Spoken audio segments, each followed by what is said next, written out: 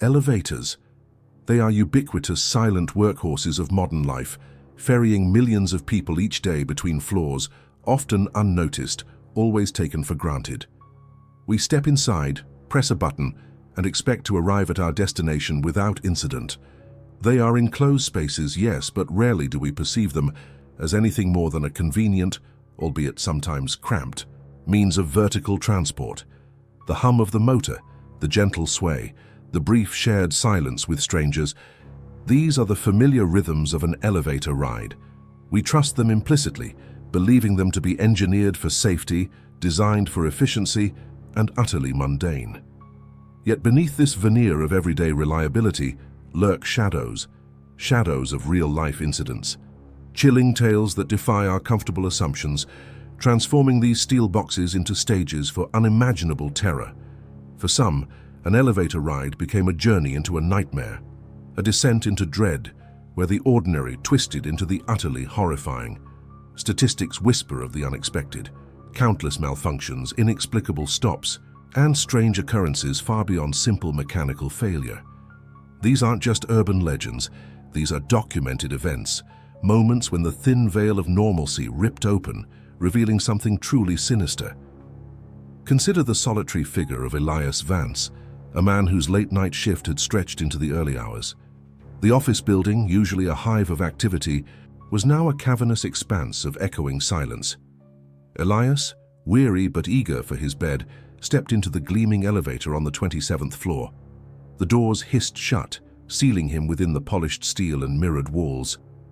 He pressed the lobby button, the small digit illuminating with a faint green glow. The descent began smoothly, the familiar soft hum a lullaby to his exhausted mind. Then, a flicker. The fluorescent lights above him stuttered, plunging the car into momentary darkness before sputtering back to life, though noticeably dimmer. Elias frowned, a prickle of unease stirring in his gut. Just a power surge, he told himself, a common enough occurrence in an old building. But then came the sound, a faint, almost imperceptible groan, not from the motor, but from the shaft itself, like metal grinding against something unseen. He instinctively gripped his briefcase tighter. Suddenly, with a jarring lurch that sent a jolt up his spine, the elevator shuddered to a complete halt. Elias stumbled, catching himself against the cold panel. The numbers on the display had frozen between the 14th and 15th floors. A suffocating silence descended, heavier than before, broken only by the frantic thudding of his own heart. He jabbed the lobby button again, then the door open button, then the alarm bell. Nothing.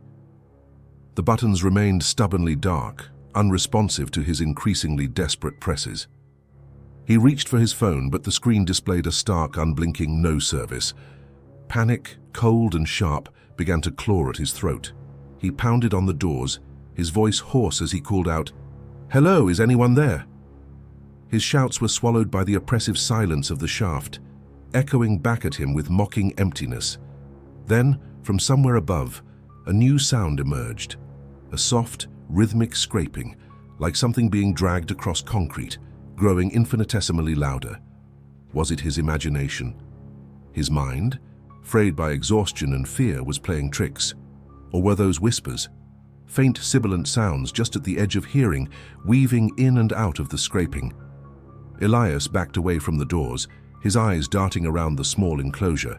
Above the doors, where the panels met the ceiling, a narrow, dark gap no wider than a finger seemed to have appeared. It was a sliver of blackness, a void that seemed to pulse with an unseen energy. He stared, mesmerized by the unsettling void, when a glint caught his eye. Not from the gap, but from the polished steel of the elevator door itself. A reflection. A fleeting, distorted image in the metallic surface, just behind his own terrified face. It wasn't his reflection. It was something else, something tall and impossibly thin, its form vaguely human, its presence radiating an ancient, chilling dread. Before he could fully process the terror, the reflection vanished, leaving him alone with his racing heart and the profound, terrifying certainty that he was not alone in that stopped elevator. The terrifying image, a distorted specter lurking just behind Elias in the elevator's reflection, had vanished as quickly as it appeared, leaving him breathless and trembling. His mind reeled, grappling with the profound, unsettling certainty that he was no longer alone, despite the palpable emptiness of the confined space. The memory of that impossibly thin, vaguely human shape burned into his perception, a stark reminder of the unknown terrors that could lie hidden within the mundane. He pressed himself against the cold wall, his gaze fixed on the spot where the apparition had been, his heart a frantic drum against his ribs. The metallic scraping continued above, a relentless, maddening rhythm, intertwined with the spectral whispers that seemed to coil around his very thoughts. Elias was trapped, suspended between floors, between reality and a nightmare, utterly alone, yet profoundly observed. Now consider a different scenario, one that begins with laughter and camaraderie. A group of 4 colleagues, Sarah, a bright-eyed marketing executive, David, the stoic IT manager, Emily, the bubbly HR specialist, and Mark, the jovial sales director, stood joking inside the gleaming elevator of their office building. It was Friday afternoon, and they were heading down for celebratory drinks after closing a major deal. Their conversation flowed easily, punctuated by light-hearted banter and shared anticipation of the weekend. The elevator doors slid shut, and the familiar gentle hum accompanied their descent from the 18th floor. Suddenly, without warning, the floor dropped out from beneath them. Not a gentle stop, but a sickening lurch, a freefall that lasted mere seconds but felt like an eternity. A collective gasp, then screams tore through the air as the elevator plunged several floors, rattling violently, before grinding to an abrupt, bone-jarring halt. The impact sent them all stumbling, bodies colliding with the walls and each other. Mark, caught off guard, hit his head against the control panel with a sickening thud. Slumping to the floor, Emily cried out, clutching her twisted ankle, while Sarah and David struggled to regain their footing, their faces pale with shock and fear. The emergency lights flickered on, casting long, eerie shadows. The ambient hum was gone, replaced by a deafening silence broken only by Emily's whimpers and Mark's unconscious groans. David, ever the pragmatist, immediately tried his phone. "No signal," he announced, his voice strained. Sarah frantically jabbed the emergency call button, but it remained stubbornly dark, unresponsive. The alarm bell, too, was dead. They were utterly cut off. Panic began to set in, a cold, creeping sensation that tightened their chests. "What happened?" Emily choked out, tears welling in her eyes. "Why isn't anything working?" David knelt beside Mark, checking for injuries, his brow furrowed with concern. Sarah, meanwhile, had started banging on the doors, her earlier composure crumbling. "Hello? Can anyone hear us? We're stuck!" Her shouts, like Elias's, were swallowed by the oppressive silence. The initial shock slowly gave way to a simmering tension. Accusations began to surface, hushed at first, then growing louder. "This old building is a death trap," Emily muttered, blaming the management. "We should have taken the stairs," David grumbled, eyeing the defunct control panel. The confined space, once filled with laughter, now felt like a suffocating pressure cooker, amplifying every fear and frustration. The air grew heavy, thick with the metallic tang of fear and the faint unsettling smell of ozone. Then the unexplained phenomena began. The temperature inside the elevator plummeted, a sudden unnatural chill seeping into their bones, despite the absence of any visible vents. Sarah shivered, rubbing her arms. A small decorative plant in a pot which had been sitting on a shelf near the ceiling suddenly toppled, crashing to the floor with a startling clatter, though no one had touched it. Emily swore she saw a faint, shimmering outline in the corner of her eye, a distortion in the air that vanished when she blinked. David, checking the emergency panel again, noticed a tiny, almost imperceptible red light blinking rapidly from behind a small, grimy grate near the floor. A maintenance access panel he hadn't noticed before. He peered closer, straining his eyes in the dim light. Through the narrow slats of the grate, he could see a flicker, a distorted image from what looked like a tiny, concealed camera feed. It showed not the shaft, but a shadowy, indistinct figure slowly, deliberately, approaching the elevator from below. The figure was carrying something long and metallic, glinting ominously in the faint light. The chilling image of the approaching figure, glimpsed through the tiny grate, sent a fresh wave of terror through David. His mind raced, trying to reconcile the impossible vision with their current predicament. Trapped, isolated, and now seemingly observed by an unseen entity, their vulnerability was absolute. It was a stark reminder that the terrifying unknown could manifest in the most unexpected and mundane of spaces. This profound sense of exposure, of being utterly at the mercy of forces beyond their control, resonated deeply with the next chilling account. It began in a seemingly innocuous setting, a familiar residential building where a young mother, Sarah, found herself embarking on a routine journey with her inquisitive 5-year-old son, Leo. The elevator, usually a seamless transition between floors, was about to become a stage for an unsettling encounter with the unseen. Sarah, a woman accustomed to the predictable rhythms of urban life, entered the elevator with Leo clinging to her hand. She pressed the button for their floor, a comfortable smile gracing her lips, as Leo chatted excitedly about his new toy car. The lift ascended smoothly, the gentle hum a familiar lullaby. Yet, as they approached their destination, an inexplicable shift occurred. The hum deepened, taking on a slightly discordant tone, and the smooth ascent became subtly uneven, a barely perceptible shudder running through the cabin. Sarah dismissed it as an old building's quirks, a common occurrence. Then, without warning, the elevator doors glided open, not on their intended floor, but on one Sarah didn't recognize. The hallway stretching before them was eerily silent, bathed in a dim yellowish light from a single flickering bulb. It was a floor that seemed forgotten, its paint peeling in long, dusty strips, the carpet stained and threadbare. An unsettling cold wafted into the elevator car, carrying with it a faint, musty scent, like old, damp earth. Sarah frowned, a prickle of unease beginning to form on her skin. She reached for the door close button, but it remained stubbornly unresponsive. The doors stayed open, framing the desolate hallway like a macabre stage. Leo, however, was oblivious to his mother's growing apprehension. His innocent gaze was fixed on something Sarah couldn't see. He pointed a small, chubby finger towards the empty space just beyond the elevator threshold, his voice a soft, curious whisper. "Mommy, who's that?" Sarah's blood ran cold. Her heart began to pound against her ribs, a frantic drumbeat of fear. She strained her eyes, peering into the shadowy expanse of the hallway, but there was nothing, absolutely nothing, only the decaying walls and the oppressive silence. "Who, sweetie?" she managed to ask, her voice barely a whisper, a tremor she couldn't control. Leo's finger remained extended, unwavering. "The tall lady," he insisted, his tone perfectly matter-of-fact. "She's just standing there." A distinct, icy chill enveloped Sarah, a sensation far colder than the ambient temperature of the hallway. It was a visceral, penetrating cold that seemed to emanate from within the elevator, wrapping around her like an unseen shroud. She felt a palpable presence, a heavy, watchful energy that made the hairs on her arms stand on end. There was no visual confirmation, no sound, yet every instinct screamed at her that they were not alone.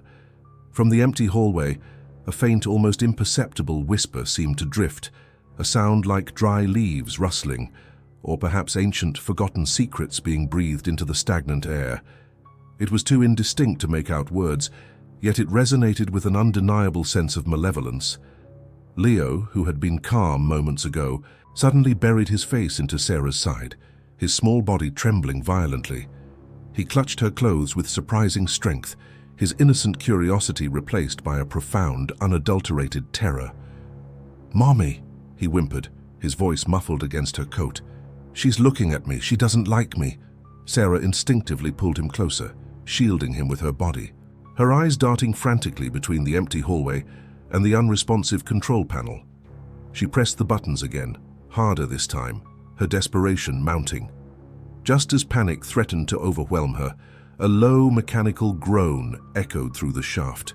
Slowly, agonizingly slowly, the elevator doors began to slide shut. Sarah watched, her breath hitched in her throat as the gap narrowed, revealing less and less of the decaying hallway. In the final sliver of space before the doors fully closed, a faint, almost translucent silhouette seemed to shimmer into existence for a fleeting moment, tall and indistinct, a dark void against the dim light of the corridor. It was gone as quickly as it appeared, leaving Sarah with a terrifying, undeniable impression of a presence, a silent, unseen passenger who had briefly shown itself before retreating into the shadows, leaving behind only a lingering cold and the echoes of a child's innocent, horrifying observation. The chilling encounter in the elevator left Sarah profoundly shaken, a terrifying blur of fear and unexplainable phenomena. Yet the world outside continued to spin, and for others, far more tangible horrors lay in wait within the very same confined spaces. These were not the specters of the past, but the living, breathing demons of betrayal and malice, their intentions sharpened by greed and resentment. Consider the story of Marcus and David, once inseparable business partners, their bond forged over years of shared ambition and countless late nights. Their company, a thriving tech startup, was on the cusp of a major acquisition, a deal that promised to make them both incredibly wealthy. However, beneath the veneer of success, a venomous current of distrust had begun to flow, eroding the foundations of their partnership. Marcus, brilliant but ruthlessly ambitious, had been secretly diverting company funds, a betrayal David had only recently uncovered. On a seemingly ordinary Tuesday, they found themselves in the glass-paneled elevator of their high-rise office building, ascending to the penthouse suite for what David believed was a final, crucial negotiation meeting. The air between them was thick with an unspoken tension, a palpable weight that pressed down on David's chest. Marcus, outwardly calm, wore a faint, unsettling smile that didn't quite reach his eyes. As the elevator glided past the 30th floor, David cleared his throat, ready to confront Marcus about the financial discrepancies. He had armed himself with irrefutable proof, ready to expose the deception. But before he could utter a single word, the elevator shuddered violently, then came to an abrupt, jarring halt between floors. The lights flickered once, twice, then settled into a dim, sickly yellow glow. David's heart leaped into his throat, a sudden surge of adrenaline. He immediately pressed the emergency call button, but it remained stubbornly dark, unresponsive. He tried his phone, but there was no signal, the metal cage a perfect Faraday shield. A knot of dread tightened in his stomach. Far beyond the initial surprise of the malfunction, this felt different. Marcus observed David's frantic attempts with an unnerving placidity. His smile widened, a cold, calculating curve of his lips. "Don't bother, David," he said, his voice low and devoid of any emotion. "It won't work." David turned, his eyes narrowing, a cold suspicion creeping into his mind. "What are you talking about?"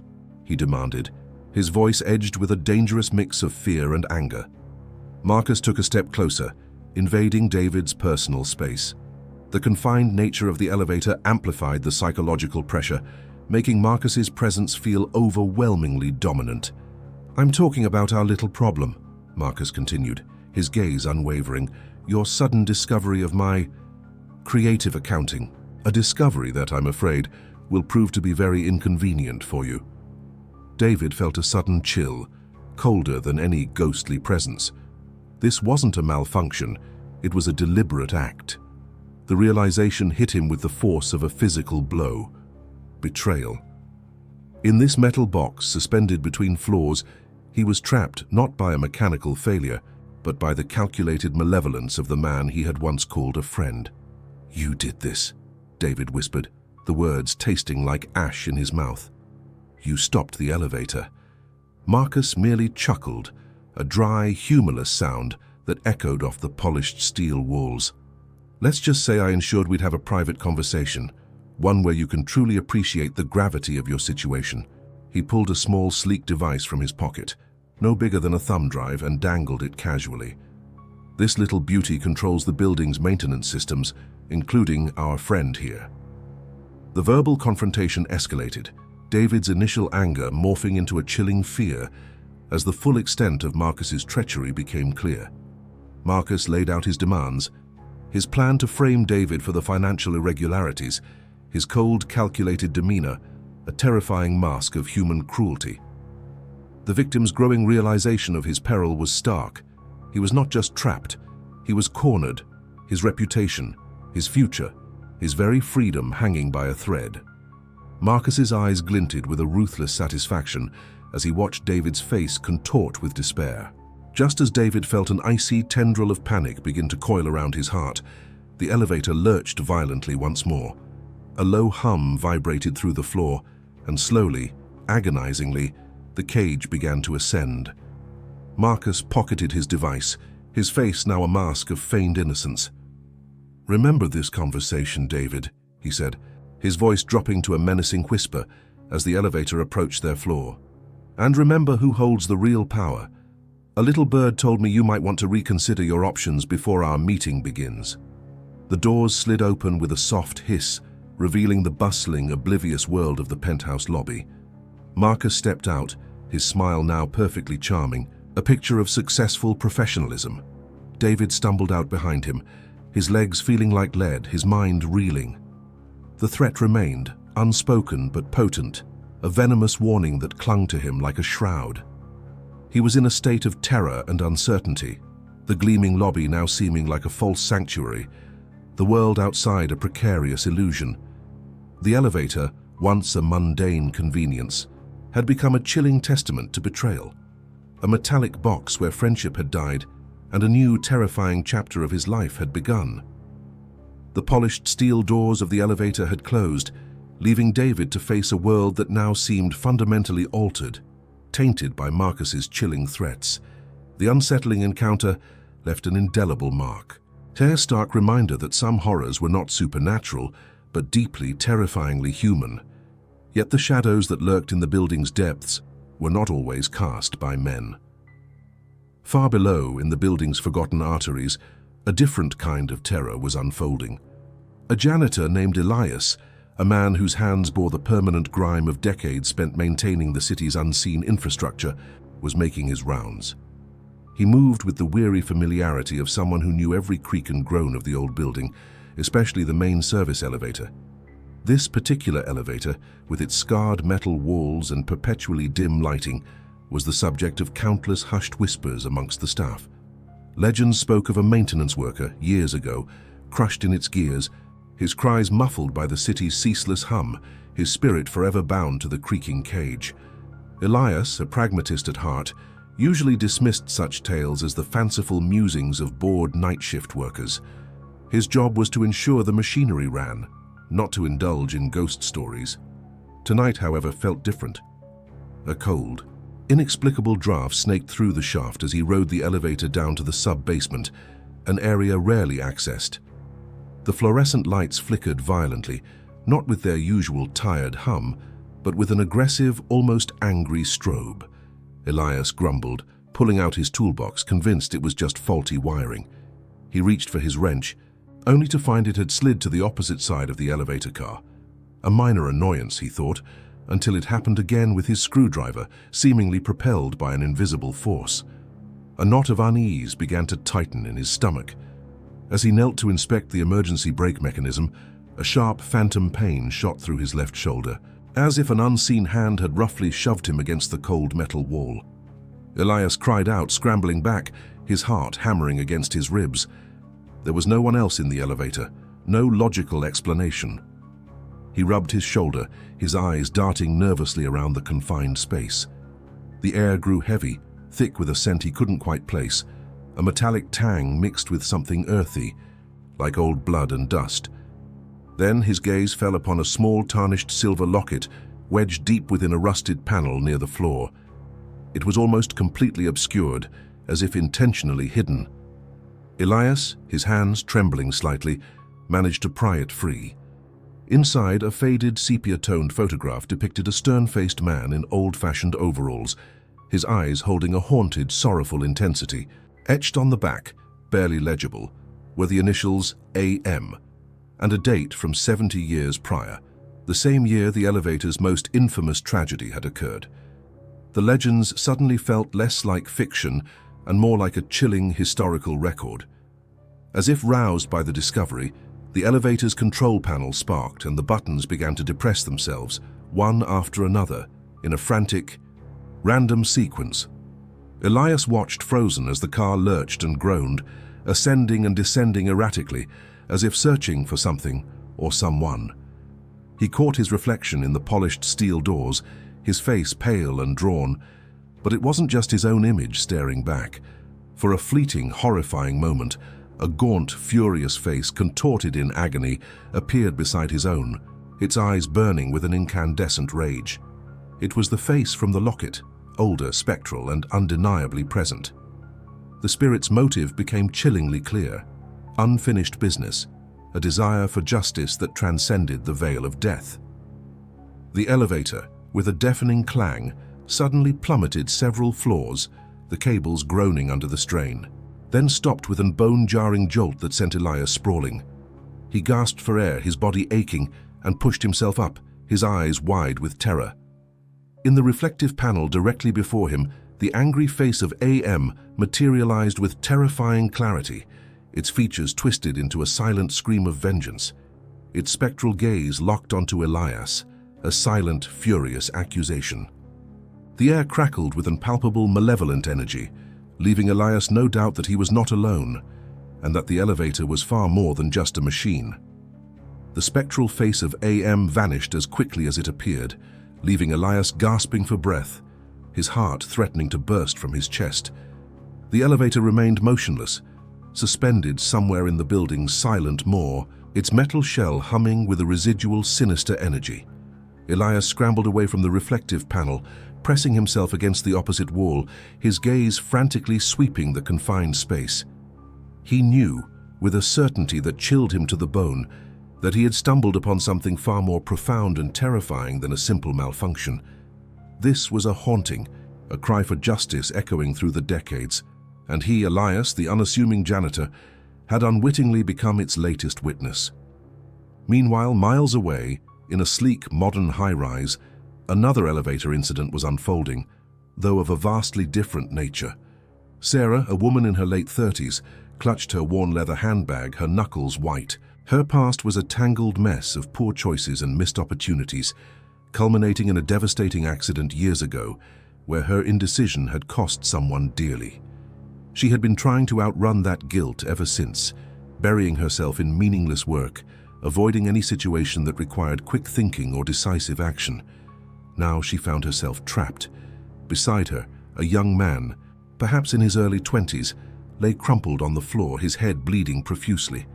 The elevator had shuddered violently, then plunged several floors before grinding to a halt with a sickening lurch.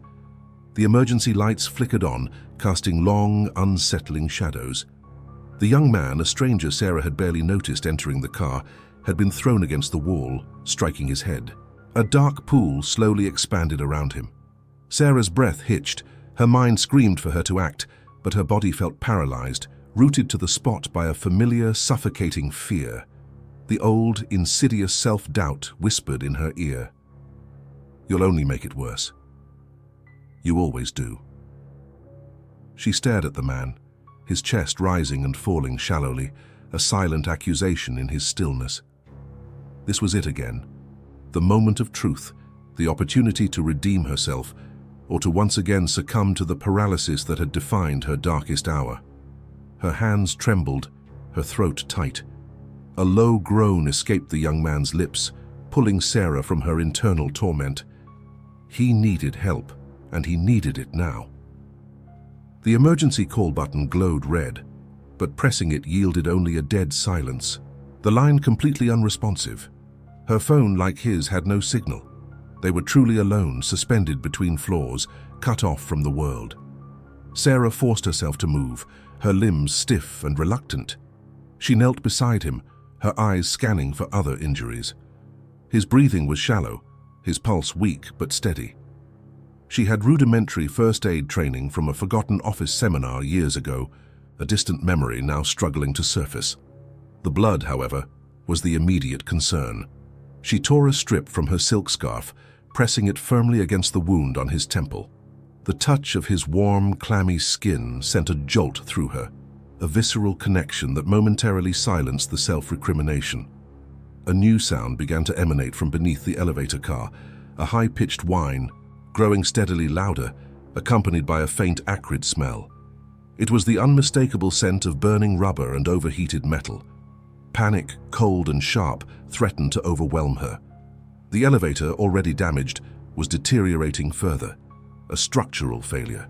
They needed to get out. Sarah's gaze darted around the small space, searching for an escape. Anything. Her eyes landed on the emergency hatch in the ceiling. It was small, dusty, and looked incredibly heavy. Her heart pounded, but a flicker of resolve ignited within her. She couldn't let history repeat itself. This time she would act. This time she would fight. She carefully moved the young man to a safer position away from the hatch, then began to push against it, grunting with effort. The metal groaned in protest, resisting her attempts. She remembered a trick from a documentary using leverage. She found a discarded metal rod, perhaps from a loose panel, and wedged it into the seam, prying with all her might. Slowly, agonizingly, the hatch began to give way, a sliver of darkness appearing above. She pulled again, the veins in her neck bulging, and with a final, desperate heave, the hatch creaked open, revealing a tangle of cables and the dark shaft above. Just as she peered into the abyss, a new sound filled the air. A deep, metallic groan from the floor beneath them, far more ominous than before. The elevator shivered violently, then began to sway, its cables stretching taut, threatening to snap. Sarah had managed to create a potential escape route, a small victory, but the danger was far from over. The entire car was on the verge of giving way, plunging them into the depths below. The elevator car, now groaning like a dying beast, swayed precariously, its structural integrity failing with each passing second. Sarah, her face streaked with dust and sweat, clung to the edge of the open emergency hatch, her eyes wide with terror and a grim determination. Below her, the unconscious young man lay vulnerable, completely reliant on her next move. The air, thick with the smell of ozone and burnt rubber, seemed to press in on them, making each breath a conscious effort. Her earlier success in opening the hatch felt like a fleeting, almost cruel reprieve. Above, through the narrow opening, she could discern the faintest glimmer of light, far, far away. It was hope, fragile and distant, but hope nonetheless. Yet, reaching it meant navigating a treacherous climb through a labyrinth of greasy cables and cold, unyielding metal. Below, the floor of the elevator continued its ominous creaking, threatening to give way entirely.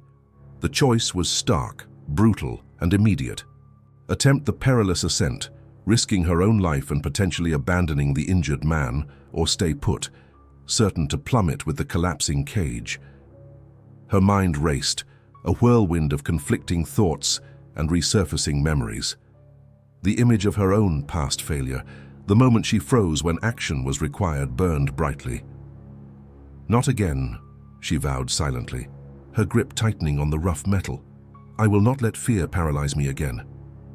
But the young man, he was heavy, unconscious. Pulling him through that narrow opening, let alone up the shaft, felt utterly impossible, a cruel joke played by fate. Suddenly, a new, terrifying sound pierced the metallic symphony of decay. Water. A faint, rhythmic dripping at first, then a steadily growing rush, emanating from somewhere above them. It cascaded down the shaft, cold and relentless, quickly turning the floor of the elevator into a shallow pool. The light she had seen earlier through the hatch now reflected off the rising water, creating distorted, shimmering patterns on the walls of their metal tomb. This was another threat, an external one, adding a terrifying dimension to their predicament. The building, perhaps damaged by whatever caused the elevator's initial failure, was flooding. Their time was now measured in minutes, possibly seconds. Panic threatened to choke her, but Sarah forcibly pushed it down. There was no room for it now. She glanced at the young man, his pale face partially submerged by the encroaching water. She couldn't leave him. Her past haunted her, not allowing her to consider such an option. But how could she save them both? The opening was too small, the climb too dangerous, the water rising too fast. Her eyes darted around the confined space once more, a desperate search for any alternative. The emergency panel, though unresponsive for calls, still had a few buttons. Her gaze fixed on one marked manual override. It was a long shot, a desperate gamble. She knew nothing about elevator mechanics, but the thought process was clear. If she could somehow force the elevator to move, even just a floor, It might be enough to get them to safety or at least buy them time. The water was now up to her knees. She knelt, her fingers fumbling with the small, recessed button, her heart hammering against her ribs. The fear of making the wrong choice, of accelerating their demise, was almost unbearable. But inaction was no longer an option. She had to choose. She had to act. With a deep, shuddering breath, Sarah pressed the manual override button. A single ominous click echoed through the shaft. For a moment, nothing happened. Then, with a sudden, violent lurch, the elevator car shuddered downward, not upward. A scream tore from Sarah's throat as the floor beneath them gave way completely, plunging them into the dark, water-filled abyss below. The last thing she saw was the rapidly receding rectangle of the open hatch above, then only blackness and the roaring torrent of water. The outcome of her desperate choice hung precariously, terrifyingly in the balance. The plummet was swift, brutal, and mercifully brief. Sarah's world became a chaotic blur of icy water, grinding metal, and the terrifying sensation of freefall. Her last conscious thought was of the young man, his limp form now entirely engulfed by the dark water, and the crushing weight of her desperate gamble. Then, impact. Not the catastrophic, bone-shattering crash she had envisioned, but a jarring, violent stop that sent a fresh wave of pain through her already battered body. Darkness enveloped her, a cold, silent embrace. When consciousness flickered back, it was a slow, agonizing return. A dull ache throbbed behind her eyes, and a metallic taste coated her tongue. She lay in a strange, half-submerged world, the water now still, though it reached her chest. Above, a sliver of light pierced the gloom, revealing the ragged edges of the elevator car, now resting at an impossible angle. The manual override, in its final, desperate act, had seemingly dislodged the car from its broken cables, sending it crashing to the bottom of the shaft, but into a newly formed water-filled chamber, cushioning the fall. Her first instinct was for the young man. With a monumental effort, Sarah pushed herself upright, her limbs protesting every movement. The water made every action sluggish, heavy. Her eyes scanned the murky depths beside her, a knot of dread tightening in her stomach. Then a gasp of relief escaped her lips. He was there, floating face up, his head cradled against a twisted piece of the elevator's floor, a large gash on his forehead. But he was breathing, shallowly, raggedly. Her desperate choice had, against all odds, saved him from the more immediate danger of drowning, though the cold and his injuries remained critical. Rescue came hours later, a cacophony of sirens shouting and the piercing beams of flashlights. Emergency responders, alerted by the building's automated systems after the structural collapse and flooding, had finally located the submerged elevator. Sarah and the young man, whose name she would later learn was Michael, were pulled from the wreckage, shivering, injured but alive. The medical teams worked quickly, stabilizing Michael and attending to Sarah's own wounds and hypothermia. In the days that followed, the physical wounds began to heal, but the psychological scars ran deeper. Sarah found herself constantly replaying those terrifying moments, the impossible choice, the plummet into darkness. Yet, a profound shift had occurred within her. The guilt that had haunted her for so long, the specter of past inaction, had receded. She had faced her deepest fear, made a choice, and acted even under unimaginable pressure. The outcome, though harrowing, had been survival. She had saved Michael, and in doing so had, in a way, saved herself. Michael, once recovered, sought her out. His gratitude was immense, his eyes reflecting the shared trauma, the unspoken understanding of their ordeal. Their lives, once entirely separate, were now forever linked by the confines of that metal box.